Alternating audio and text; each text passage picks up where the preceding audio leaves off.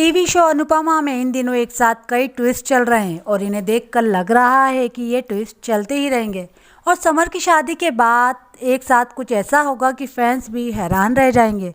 Summer का डिम्पी से शादी करना भारी पड़ सकता है और इसकी एक झलक आज दिखाई गई है। शाह हाउस में जश्न का माहौल है और डिम्पी और समर शादी कर रहे हैं। डिम्पी शुरू से ही शो में बदतमीजी करती हुई नजर आती है।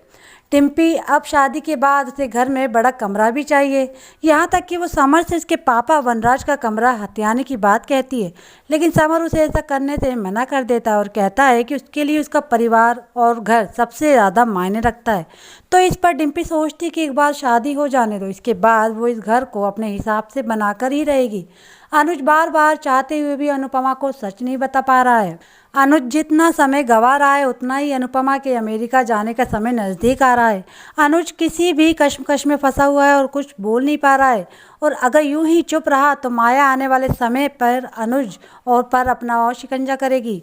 हो सकता है कि वो अनुज से शादी तक कर ले। अनुपमा के आने वाले एपिसोड में इस बात की झलक दिखाई गई कि अनुपमा को काव्या की प्रेगनेंसी का पता चल चुका है और वो काफ़ी खुश होती है।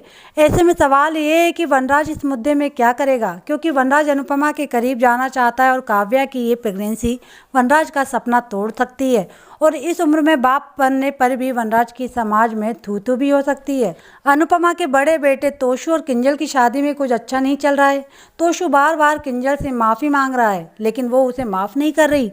अब तोशु किंजल से दूसरा बच्चा करने को कह रहा है, जिसके लिए किंजल तैयार नहीं है। किंजल किसी भी हाल में तोशु को माफ़ नहीं करना चाहती और अब वो समर की शादी के बाद शाह हाउस छोड़कर चली जाएगी। अपने सारे पुराने रिश्तों को छोड़कर अनुपमा अपने सफ़र को ज़्यादा महत्व देगी।